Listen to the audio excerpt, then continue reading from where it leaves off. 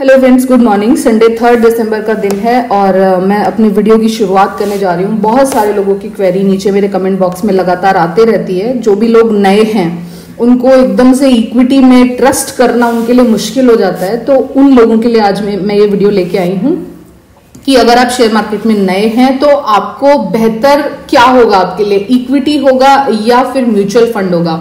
तो आप मेरी इस वाली वीडियो को पूरा लास्ट तक देखें और आप खुद डिसाइड करें कि आप किस तरह के प्लेयर हैं, मतलब आपकी क्या रिक्वायरमेंट्स हैं, ताकि आप उस अकॉर्डिंग डिसीजन ले पाएं कि आपके लिए इक्विटी बेहतर है या फिर आपके लिए म्यूचुअल फंड बेहतर है। तो सबसे पहले मैं ये 1 दिसंबर को एक न्यूज आई थी म्यूचुअल फंड्स को लेके, तो उसी न्यूज को मैं टारगेट करते हुए आप लोगों को ये बताना चाहूंगी कि लगातार दूसरे वर्ष इनका निवेश 1.5 लाख करोड़ रुपए के पार पहुंचने की उम्मीद है। मतलब पिछले साल भी अगर 2022 की बात करें तो पूरा 2022 में भी जो इंडियन शेयर मार्केट को इतनी इंटरनेशनल वॉलेटिलिटी के चलते उसके बावजूद भी जो इंडियन शेयर मार्केट्स में एक स्टीप गिरावट नहीं थी, उसका रीजन था कि बहुत बड़े स्तर पे म्यूचुअल फंड्स ने इसमें खरीदारी की है इंडियन शेयर मार्केट में, है ना।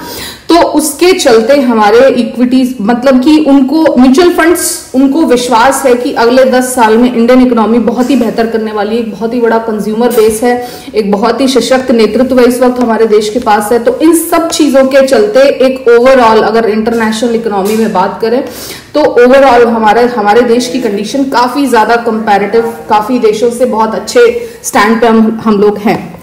तो ऐसे में म्यूचुअल फंड आप लोगों से पैसा लेके इक्विटी में निवेश करता है। सिंपल सा ये कंसेप्ट है। म्यूचुअल फंड कोई आउट ऑफ द बॉक्स ऐसी कुछ बहुत अलग सी चीजें नहीं करता है। वो सिंपली आप देखिए ना कि लगातार दूसरे वर्ष इन्होंने 1.5 लाख करोड़ रुपए का निवेश इक्विटी मार्केट में किया है। मतलब 1.5 3 लाख रुपए का, 3 लाख करोड़, मतलब बहुत बड़ा अमाउंट है।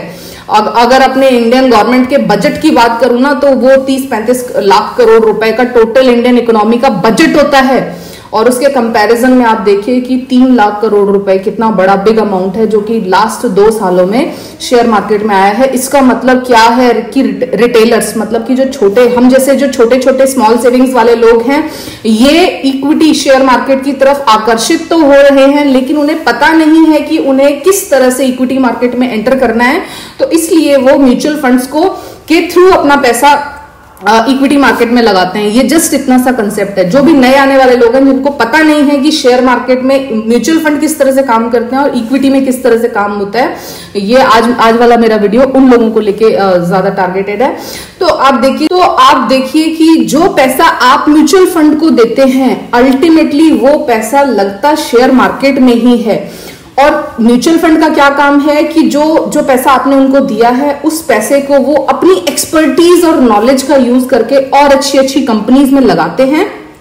क्योंकि आप लोग नए हैं और आपको पता नहीं है कि किस कंपनी में पैसा लगाया हुआ सेफ है, आप लोगों को कंपनी फंडामेंटल्स की जानकारी नहीं होती, आप लोग टेक्निकल्स नहीं समझते हो, आप लोग शेयर मार्केट में काम करने का तरीका नहीं जानते हो, तो वो एक तरह से आपको प्लेटफॉर्म प्रोवाइड करता है कि आप अपना जो भी 10,000 20,000 रुपए महीने आपका जो भी बचता है, जो भी सेविंग्स होती है, उसको आप इंडियन इक्विटी मार्केट में किस तरह से लगा सकते हो। बस म्यूचुअल फंड एक तरह से आपके लिए एक प्लेटफॉर्म की तरह काम करता है। तो अगर देखिए म्यूचुअल फंड उन लोगों के लिए बहुत अच्छा है जिनकी फाइनेंस की नॉलेज बिल्कुल जीरो है, जिनको कुछ नहीं पता है कि पैसे का क्या करना है, पैसा सिर्फ सेविंग अकाउंट में पड़ा हुआ है और कोई चैनल भी नहीं है कि वो किस चैनल के थ्रू इक्विटी मार्केट में निवेश करें। लेकिन मैं पहले ही आपको बता दूं, अगर आप मेरे चैनल पे ऑलरेडी हो, मनी ट्री विद मनीषा के साथ आप हो और मुझे आप लगातार सुनते हो, तो आप लोगों को ये तो मैं बहुत अच्छे से क्लियर कर दूं कि अगर आप सीधा, बजाय कि म्यूचुअल फंड में निवेश करने के, अगर आप सीधा इक्विटी मार्केट में सीधा अच्छी बड़ी कंपनीज में निवेश करेंगे तो मैं आपको गारंटी के साथ कह सकती हूं कि जिस मेंटालिटी और देखिए म्यूचुअल फंड निवेश करता है लॉन्ग टर्म का व्यू रख के, वो आपसे पैसा लेता है और अगले 1-1.5-2 साल के लिए वो एक ऐसी इक्विटी में पैसा लगाता है जहां पे उसे उम्मीद होती है कि उसे कम से कम 20-25% का रिटर्न मिलेगा, ताकि वो अपने एडमिनिस्ट्रेटिव एक्सपेंसेस और अपने जो उनका इंफ्रास्ट्रक्चर, जो म्यूचुअल फंड्स का जो ऑफिसेज है, वो सब के एक्सपेंसेस रन करने के बाद में उनके पास जो बचत होती है उसको वो आपको ट्रांसफर करते हैं। मतलब मतलब ऑलमोस्ट 20-25% के आसपास का रिटर्न्स म्यूचुअल फंड्स कमाते हैं और उनमें से वो अपना प्रॉफिट परसेंटेज रखने के बाद में आपको वो 9 से 10% का रिटर्न आप लोगों को दे देते हैं। तो बस फर्क सिर्फ इतना सा है। अगर आपके पास इक्विटी मार्केट की समझ है, अगर आपके पास टाइम है, अगर आपको इक्विटी मार्केट आकर्षित करता है, अगर आपके पास नॉलेज के लिए आपको अट्रैक्शन है कि आप शेयर मार्केट में नॉलेज लें, तो मुझे ऐसा, ये मेरा पर्सनल व्यू है, मैं किसी भी म्यूचुअल फंड को डिग्रेड करने की कोशिश नहीं कर रही हूं। म्यूचुअल फंड उन लोगों के लिए अच्छा है जिनको फाइनेंस की नॉलेज नहीं है और इक्विटी मार्केट का बिल्कुल भी पता नहीं है। लेकिन अगर आपको इक्विटी मार्केट आकर्षित करता है तो मैं उन लोगों को बेहतर बोलूंगी कि आप धीरे धीरे इक्विटी मार्केट के बारे में अपना नॉलेज बढ़ाइए और आप डायरेक्ट इक्विटी में निवेश कीजिए। इक्विटी मतलब डायरेक्ट कंपनीज में निवेश कीजिए, बजाय कि ये जो बिचौलिया, जस्ट बिचौलिया का काम करता है एक म्यूचुअल फंड, आपको सिर्फ इतना सा समझना होगा, ठीक है। तो आपको वो बिचौलिया, अगर आप बिल्कुल नए हैं तो आप बिचौलिया के थ्रू आइए, लेकिन अगर आप मेरे प्लेटफॉर्म पे हैं तो मैं आपको डायरेक्टली बता दूं, फिर तो आपको किसी की भी जरूरत नहीं है। मैं आपको ऑलरेडी बताते रहती हूँ कि किस तरह से शेयर मार्केट में काम होता है। मेंटालिटी स्टार्टिंग में, मेरी स्टार्टिंग ही यही है कि एक साइकोलॉजी डेवलप करवा पाऊं आप लोगों में कि इन्वेस्टमेंट का क्या सही तरीका होना चाहिए, किस तरीके से आप अपनी इन्वेस्टमेंट की जर्नी शुरुआत कर सकते हैं, ताकि आप आते ही शेयर मार्केट के जो बैड एक्सपीरियंसेस हैं उनसे आपका सामना ना हो। वो सारी चीजें इसीलिए मैं अपने वीडियोस के माध्यम से आप लोगों को बताते रहती हूँ, है ना। अगर आपने आते के साथ ही पहले साल में अपना पैसा डबल करने की कोशिश की ना, तो म्यूचुअल फंड तो छोड़ो, आपके रिटर्न्स बहुत ही खराब हो जाएंगे। पॉसिबली आप 2-3 साल के लिए आप अपना कैपिटल भी ट्रैप कर दो, 50% के लॉस पे चले जाओ, है ना। तो आप देखिए कि इस न्यूज से आप ये समझ गए होंगे कि आप जो पैसा, आप सोचो ना, 1.5 लाख करोड़ रुपए इस साल म्यूचुअल फंड्स ने इक्विटी मार्केट में लगाए हैं और वो पैसा आप ही लोगों का है। तो वो पैसा अगर आप सीधा बड़े बड़े अच्छी कंपनीज में लगाएंगे तो आपको कहीं बेहतर रिटर्न्स मिलेंगे, है ना। और इसको मैं इस बात से, और इस बात को मैं इस बात से आप देखिए कि जस्टिफाई कर सकती हूं। ये देखिए, इंटरग्लोब एविएशन के शेयर पे मैं बात करना चाहूंगी। इस शेयर को मैं ऑलमोस्ट 1700 रुपए से वॉच कर रही थी और 1700 रुपए के बाद जब ये शेयर ऊपर की तरफ बढ़ना शुरू हुआ 1800, 1900 और 2000, तो 2000 पे जाके मैंने इस शेयर में एक बड़ा स्टेक लिया था। आप देखिए कि जिस भी दिन मैंने इसमें 2000 रुपए पे बड़ा स्टेक लिया था, उस 2000 रुपए से आज hits all time high at 2754 रुपए। और एक साल से भी कम समय में, मतलब एक साल के आसपास में इस शेयर ने ऑलमोस्ट 43% का रिटर्न दिया है। कोई भी म्यूचुअल फंड आपको 43% का रिटर्न नहीं देगा। देखिए, मैं यही कहती हूं कि अच्छी बड़ी कंपनीज का हाथ पकड़िए और लॉन्ग टर्म के लिए एटलीस्ट मिनिमम, म्यूचुअल फंड भी तो आप मिनिमम 1 ईयर के लिए लेते हो ना, minimum 1 ear lock in period होता है ना किसी भी म्यूचुअल फंड का। तो आप ऐसे ही समझ लो कि जिस भी कंपनी में आप आए हो, आईज क्लोज करके आपको 1 साल उसमें रुकना ही रुकना है। अगर वो कंपनी अच्छी है और उस कंपनी के लिए उस साल फेवरेबल माहौल जनरेट होता है, किसी तरह की नेगेटिविटी जनरेट नहीं होती है, तो वो डेफिनेटली किसी भी म्यूचुअल फंड से आपको बेहतर रिटर्न देगा।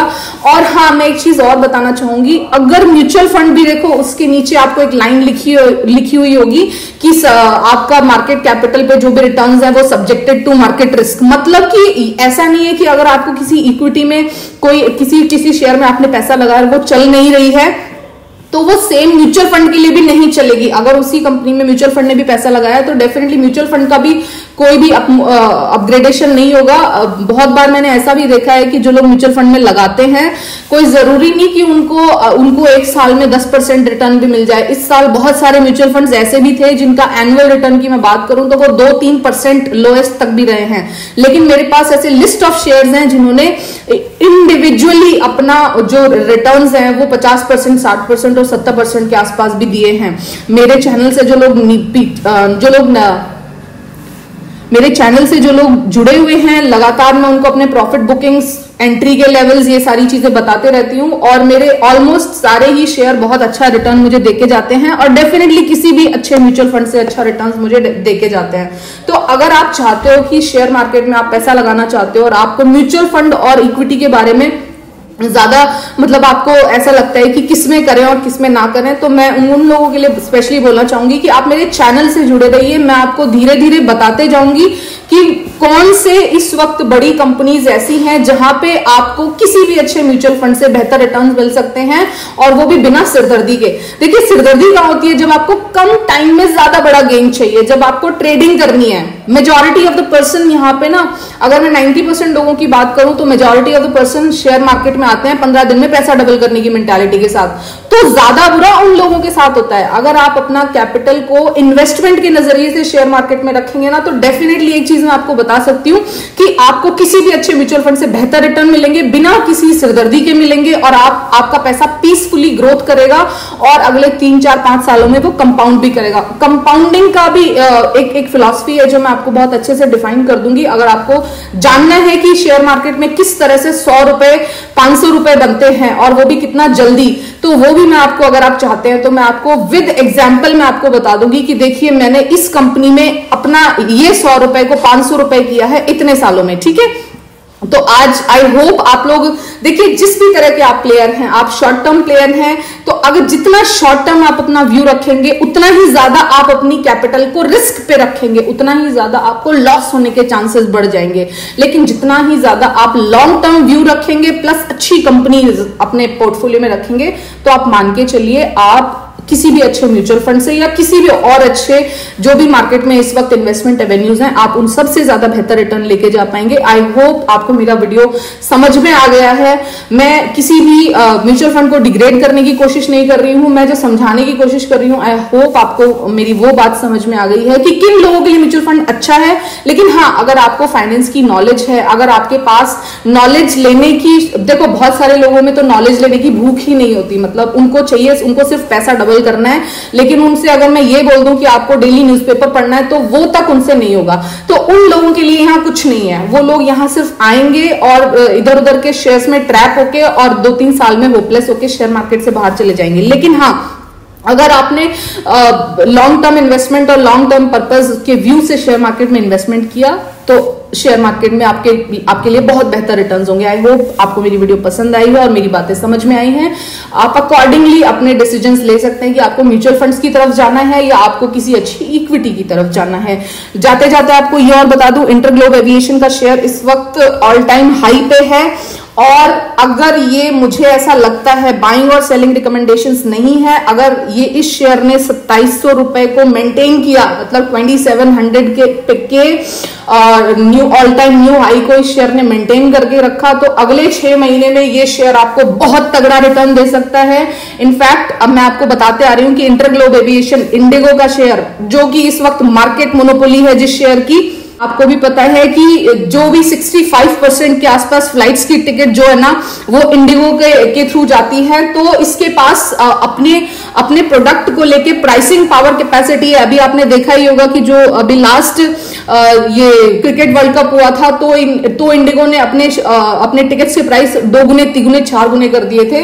तो आप देख रहे हैं, इस तरह की कंपनीज में पैसा लगाइए जिन कंपनीज के पास खुद से खड़े रहने की शक्ति है, चाहे जितनी मार्केट में नेगेटिविटी आए, चाहे जो प्रॉब्लम्स आए, लेकिन उसके बावजूद इन कंपनीज के पास अपने प्रोडक्ट को सेल करने की शक्ति है। अगर आप ऐसी कंपनीज के साथ खड़े रहेंगे तो डेफिनेटली आपको किसी भी अच्छे म्यूचुअल फंड्स से ज्यादा बेहतर रिटर्न्स मिलेंगे। मैंने सबसे पहली एंट्री इस शेयर में 2000 पे ली थी, और उसके बाद 2400 के आसपास मैंने इसमें दोबारा से एवरेजिंग की थी। 2400 के आसपास मुझे इसका बहुत अच्छा सपोर्ट दिखाई दे रहा था, तो मैंने वहां पे और एक बड़ा स्टेक ऐड किया था। और इस कंपनी में मैं अपना लॉन्ग टर्म व्यू के साथ में बनी रहूंगी, और किसी भी अच्छे म्यूचुअल फंड्स से मैं आपको गारंटी के साथ कह सकती हूं कि इस दुनिया में किसी भी अच्छे म्यूचुअल फंड से बेहतर आपको ये शेयर रिटर्न देके जाएगा। लॉन्ग टर्म का व्यू रखिएगा और डरिएगा नहीं। मार्केट में अप्स एंड डाउन्स आते हैं तो कोई बात नहीं, बस लेकिन हाँ, अगर फ्रेश एंट्री लेने जा रहे हैं तो प्लीज अपने फाइनेंशियल एडवाइजर से जरूर सलाह करें, क्योंकि हर पर्सन का रिस्क एपेटाइट और मतलब रिस्क को सहन करने की शक्ति अलग अलग होती है। मुझे नहीं पता कौन पर्सन मुझे सुन रहा है, और हाँ, न्यू फ्रेश एंट्री लेने से पहले एटलीस्ट 2700 का सपोर्ट ये शेयर बनाना चाहिए, तभी ये शेयर मुझे ऐसा लगता है कि न्यू हाइस के लिए जाके रेडी होगा। अभी फिलहाल ऑल टाइम हाई पे है, तो इसको अभी देखा जाना चाहिए। किसी भी तरह की प्रॉफिट बुकिंग करने में भी जल्दी नहीं करनी चाहिए, क्योंकि आगे मुझे इस शेयर का फ्यूचर बहुत ब्राइट दिखता है। आई होप आपको मेरी वीडियो पसंद आई है। पसंद आई हो तो लाइक कर देना। Thank you so much for listening. Have a good day, good night, take care, tata, bye bye.